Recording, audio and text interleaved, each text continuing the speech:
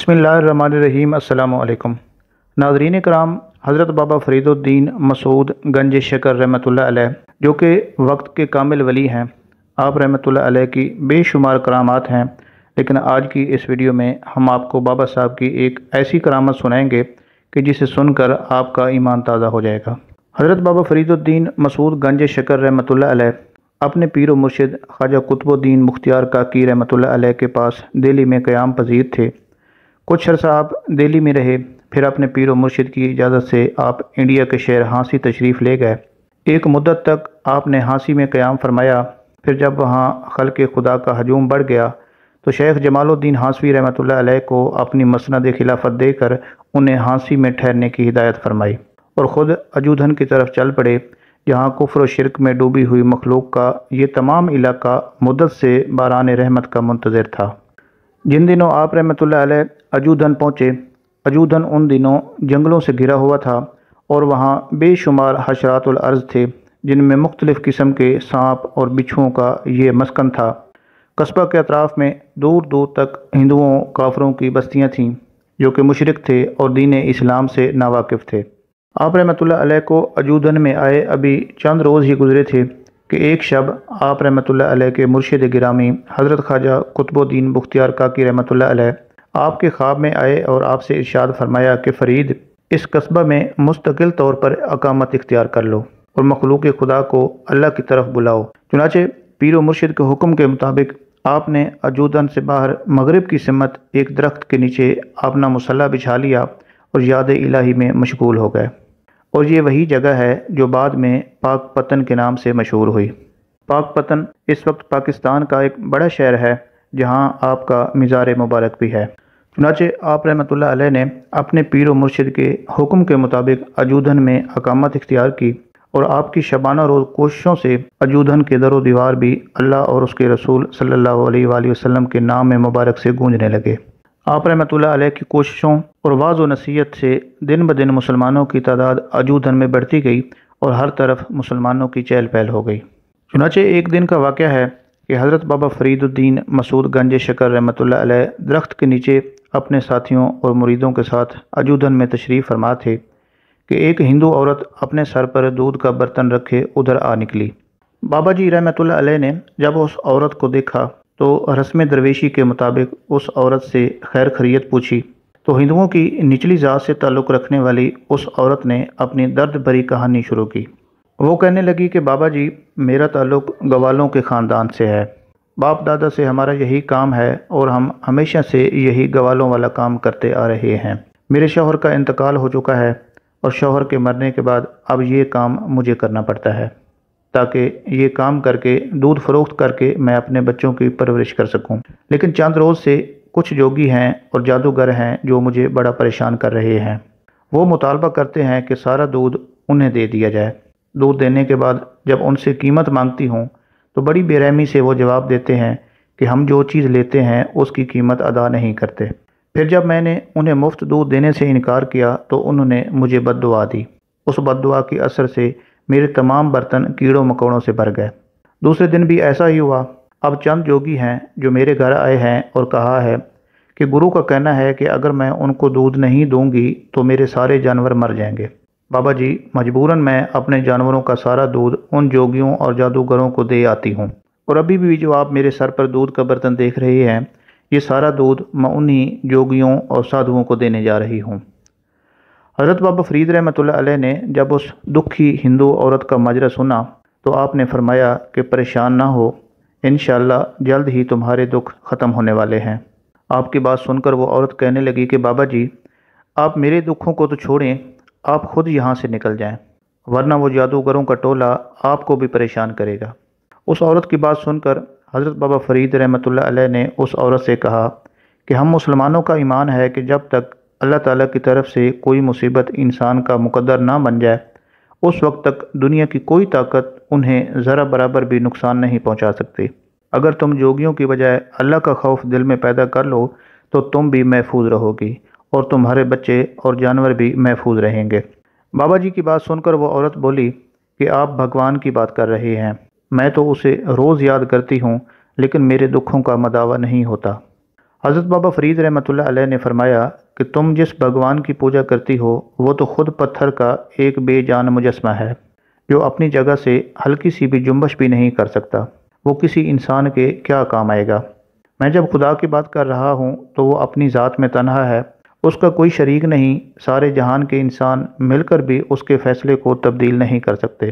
تم بھی اسی خدا کو پکارو، وہی تمہیں ان ظالم جوگیوں سے نجات دے گا۔ ابھی یہ باتیں ہو ہی رہی تھیں کہ دور سے جادوگر کے چیلے آتے ہوئے دکھائی دیے۔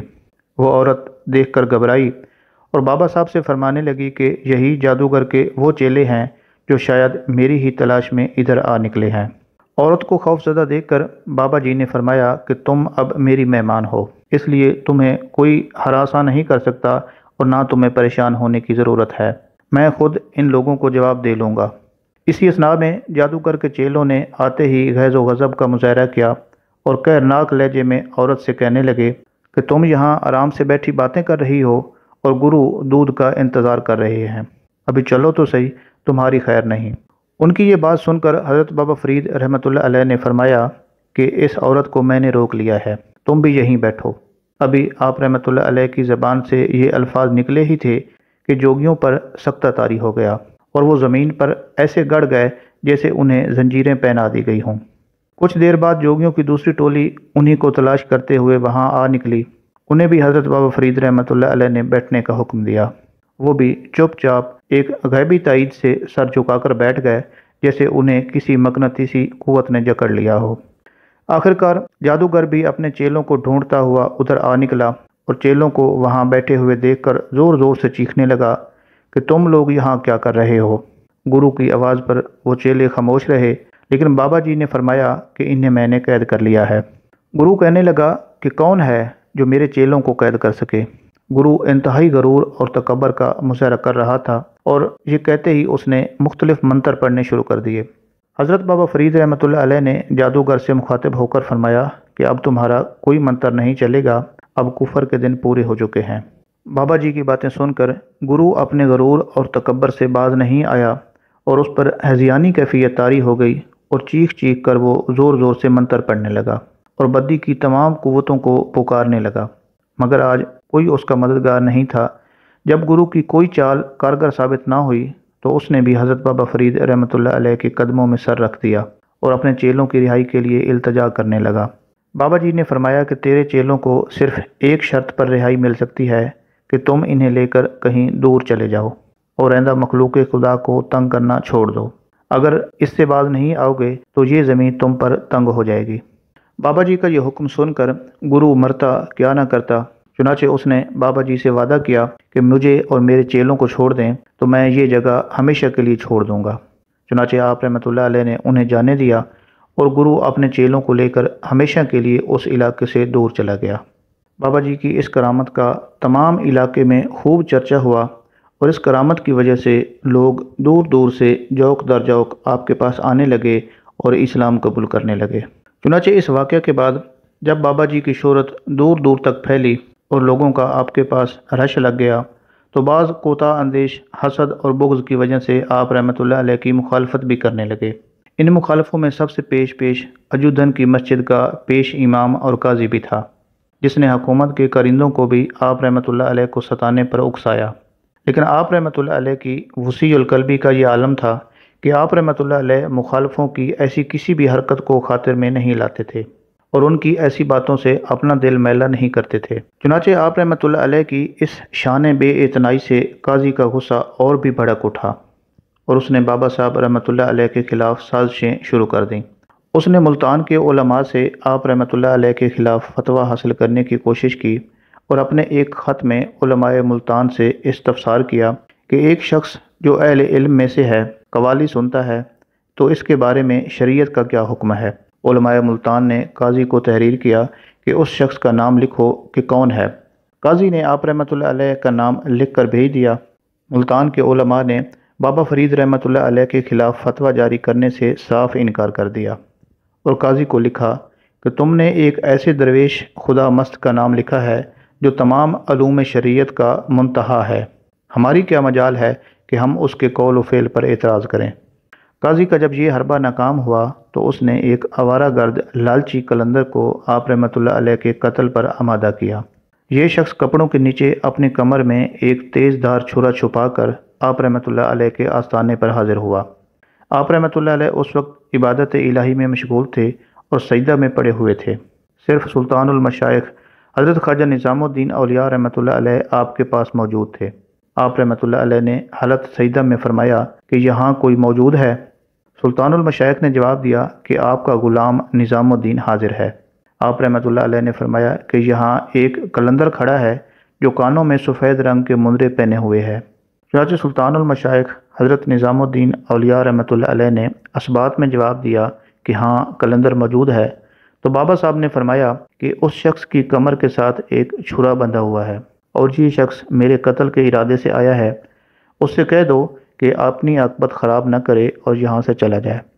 چنانچہ وہ قلندر جو آپ کے سر پر ہی کھڑا تھا اور خواجہ نظام الدین اولیاء رحمۃ اللہ علیہ کی موجودگی کی وجہ سے کچھ نہیں کر پا رہا تھا، تو آپ کے اس سوال و جواب سے قلندر پر ایسی دہشت طاری ہوئی کہ وہ بھاگ کھڑا ہوا اور سیدھا قاضی کے پاس جا کر دم لیا اور اسے کہا کہ ایسے مرد خدا کو قتل کرنا میرے بس میں نہیں ہے۔ چنانچہ اب قاضی کا یہ دوسرا حملہ بھی جب ناکام ہوا تو وہ بڑا شرمندہ ہوا۔ بابا صاحب کی والدہ ماجدہ حضرت کلثم خاتون جو کہ بڑی پاک باز اور عبادت گزار خاتون تھیں، ایک رات کا ذکر ہے کہ پچھلے پہر تہجد کی نماز میں وہ مشغول تھیں اور آپ کے تینوں فرزند اس وقت سو رہے تھے۔ بابا صاحب کے علاوہ آپ رحمۃ اللہ علیہ کے 2 بھائی اور بھی تھے۔ چنانچہ ایک ہندو چور چوری کی غرض سے آپ کے گھر میں داخل ہوا۔ چور اس بات کو جانتا تھا کہ اس گھر کا محافظ مرد اس دنیا میں موجود نہیں ہے۔ بچے ابھی معصوم ہیں، اس لیے اکیلی عورت اس کے راستے کی دیوار نہیں بن سکے گی۔ چنانچہ چور جیسے ہی گھر کے اندر پہنچا، اس کی نظر کلثم خاتون پر پڑی۔ بابا فرید رحمۃ اللہ علیہ کی والدہ اس کمرے کے دروازے پر نماز میں مشغول تھیں جہاں ان کے 4 بچے گہری نیند سو رہے تھے۔ جب چور نے دیکھا کہ کلثم خاتون رحمۃ اللہ علیہ کی آنکھیں بند تھیں مگر ہونٹ حرکت کر رہے تھے، چور کچھ دیر اس انتظار میں کھڑا رہا کہ شاید یہ عورت دروازے سے ہٹے تو میں دروازے میں داخل ہو کر اپنے مقصد کی تکمیل کروں، مگر اسے معلوم نہیں تھا کہ یہ ایک شب دار عورت تھی جو ساری رات اپنے رب کی بارگاہ میں سجدہ ریز رہتی تھی۔ کچھ دیر بعد جب کلثم خاتون دروازے سے نہ ہٹیں تو چور نے ارادہ کر لیا کہ اگر یہ عورت اس کے راستے میں حائل رہی تو وہ جبر و تشدد کے ذریعے اسے راستے سے ہٹا دے گا۔ یہ سوچ کر اس نے ایک بار پھر کلثم خاتون کی طرف دیکھا جو آنکھیں بند کیے اپنے خالق کے تصور میں کھوئی ہوئی تھیں۔ چور جو ہی طاقت سے اس خاتون کو راستے سے ہٹانے کے لیے آگے بڑھتا ہے، چند قدموں کا فاصلہ ابھی اس نے طے کیا تھا کہ وہ اپنی آنکھوں کی روشنی سے محروم ہو گیا۔ وہ بالکل اندھا ہو گیا۔ جب آنکھوں میں اندھیرا چھا گیا تو چور بڑا گھبرایا اور دیواروں سے سر ٹکرانے لگا۔ اسے واپسی کا راستہ ہی نہ ملا۔ واپسی کے تمام دروازے بند محسوس کر کے اب اسے احساس ہوا کہ یہ قہر خداوندی ہے جس نے آنکھوں کی روشنی کو زائل کر دیا ہے اور اس کے تمام منصوبے پر پانی پھیر دیا ہے۔ چنانچہ اس احساس کے آتے ہی اس نے چیخنا چلانا اور شور مچانا شروع کر دیا۔ وہ کہنے لگا کہ میں اپنے عقیدے کے اعتبار سے ایک بت پرست ہوں، چوری میرا پیشہ ہے، اس گھر میں چوری کی غرض سے ہی داخل ہوا تھا، لیکن اپنی آنکھوں کی روشنی اب میں کھو بیٹھا ہوں۔ میرا دل کہتا ہے کہ اس گھر میں کوئی بزرگ ہستی موجود ہے، میں اس بزرگ ہستی سے درد مندانہ التجا کرتا ہوں کہ وہ میرا گناہ معاف کر دے۔ کلثم خاتون رحمۃ اللہ علیہ حسب معمول اس دغراق کی حالت میں تھیں، مگر چور کی آوازیں مسلسل گونجنے لگیں۔ یہ سن کر انہوں نے آنکھیں کھول دیں۔ کلثم خاتون رحمۃ اللہ علیہ کچھ دیر تک اس مضبوط اور توانا شخص کی بے بسی اور مجبوری کا جائزہ لیتی رہیں جسے اس گھر میں داخل ہونے سے پہلے اپنی جسمانی طاقت پر بڑا ناز تھا۔ اسی اثناء میں چور کی ایک بار پھر آواز گونجی۔ وہ کہنے لگا کہ میں جانتا ہوں کہ سننے والا سن رہا ہوگا، میں اسے اس کے خدا کا واسطہ دیتا ہوں کہ وہ میری حالت پر رحم کرے۔ میں اقرار کرتا ہوں کہ اگر میری آنکھوں کی روشنی واپس مل گئی اور میں ٹھیک ہو گیا تو میں چوری اور ڈاکہ زنی کے پیشے کو ہمیشہ ہمیشہ کے لیے خیر باد کہہ دوں گا۔ کلثم خاتون رحمۃ اللہ علیہ یہ سن کر بھی خاموش رہیں۔ اس پر چور پھر خاتون سے مخاطب ہو کر بولا کہ میں آپ کو یقین دلاتا ہوں کہ اگر میری بینائی واپس آ گئی تو میں اپنے آباء و اجداد کے مذہب کو ترک کر دوں گا اور پتھر کے تمام بتوں کو توڑ کر دین اسلام میں داخل ہو جاؤں گا، لہٰذا مجھ پر رحم کریں کہ میری آنکھوں کی بینائی واپس آ جائے۔ ایک چور کی گریہ ازاری سن کر کرسن خاتون رحمۃ اللہ علیہ نے اپنا وظیفہ چھوڑ کر دعا کے لیے ہاتھ اٹھا دیے۔ وہ کہنے لگیں کہ دنیا سمجھتی ہے کہ میں بے یار و مددگار ہوں، مگر تو جس کا محافظ ہے اسے کون لاوارث کہہ سکتا ہے۔ اس غیبی مدد پر کرسن خاتون کی آنکھیں بھیگ گئیں۔ وہ کہنے لگیں کہ بے شک تو ہی میرا کفیل ہے اور تو ہی میرا وکیل ہے، اور میں تیری ہی بندگی پر ناز کرتی ہوں کہ تو نے مجھ ناتواں عورت کا بدلہ اس چور سے لے لیا ہے جو بظاہر قوی بھی تھا اور ستم گر بھی۔ اے اللہ، تو مجھے ایک ظالم انسان کے فتنے اور شر سے محفوظ رکھ۔ اب میں تجھ سے التجا کرتی ہوں کہ تو اس چور کی آنکھوں کو دوبارہ روشن کر دے۔ وہ تیرا ہی بندہ ہے جو کچھ وقت کے لیے راستے سے بھٹک گیا تھا اور اب تیرے قہر و جلال کا مظاہرہ دیکھ رہا ہے۔ اگر تو نے بھی دستگیری نہ کی تو وہ کہاں جائے گا؟ تیرے سوا اس کی کوئی پناہ گاہ نہیں۔ میں نے اس کا جرم معاف کر دیا ہے، اب تو بھی اس کے گناہوں سے چشم پوشی فرما۔ بے شک تو اس بات پر قادر ہے۔ آنکھوں کے ساتھ ساتھ اس کے دل کی سیاہی بھی دور کر دے۔ پھر کیا ہوا؟ یکا یک اس بت پرست چور نے محسوس کیا کہ اس کی بینائی واپس آ رہی ہے اور اندھیرے کی بلند دیوار اس کی آنکھوں سے ہٹ رہی ہے۔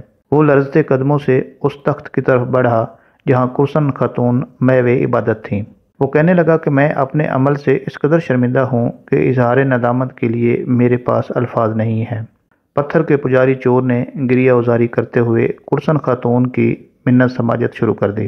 آپ کہنے لگیں کہ اے شخص، جس نے تیری بینائی کو ذیل کر دیا تھا وہی اس کائنات کا مالک اور خالق بھی ہے، اور اسی نے تیری آنکھوں کی روشنی بحال کی، وہی ذات عبادت اور پرستش کے بھی لائق ہے۔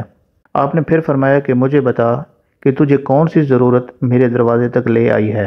اس پر چور نے کہا کہ اے نیک سیرت خاتون، میرے لیے یہی کافی ہے کہ آپ نے مجھے معاف کر دیا۔ پتھر کا پجاری لمحہ بلمحہ پگھلتا جا رہا تھا۔ آپ کہنے لگیں کہ ان سے معافی مانگ جو تیری وجہ سے برباد ہو گئے، اس کی بارگاہ میں دامن پھیلا جس نے تجھے توانائی کے ساتھ عقل بھی بخشی۔ واپس جا اور اپنے تاریک ماضی پر غور کر، اس روشنی کی آواز سن جو تجھے برسوں سے پکار رہی ہے۔ یہ کہہ کر کرسن خاتون رحمۃ اللہ علیہ نے منہ پھیر لیا اور وہ چور چلا گیا۔ حالانکہ یہ سب کچھ راتوں رات ہوا تھا اور کسی کو اس کی کانوں کان بھی خبر نہیں ہوئی تھی کہ کوئی چور یہاں آیا تھا، لیکن چور کے ذہن میں ایک حشر برپا تھا اور دل میں انقلاب کی لہریں اٹھ رہی تھیں۔ چنانچہ صبح ہوتے ہی ایک دراز قد اجنبی شخص اپنی بیوی بچوں سمیت کرسن خاتون رحمۃ اللہ علیہ کے دروازے پر کھڑا تھا۔ کرسن خاتون رحمۃ اللہ علیہ نے آنے کی وجہ پوچھی تو اس شخص نے بتایا کہ میں وہی بے راہ رو انسان ہوں جو کل رات آپ کے مکان میں چوری کی نیت سے داخل ہوا تھا۔ کرسن خاتون نے پوچھا کہ پھر اب کیوں آئے ہو؟ وہ کہنے لگا کہ بس اب مجھے اور میرے اہل خانہ کو دولت ایمان عطا کر دیجیے کہ ہمارے دل بتوں کی وجہ سے پاک ہو جائیں۔ کرسن خاتون نے کہا کہ کہو اللہ ایک ہے، کوئی اس کا شریک نہیں، اور محمد صلی اللہ علیہ وآلہ وسلم اس کے رسول ہیں۔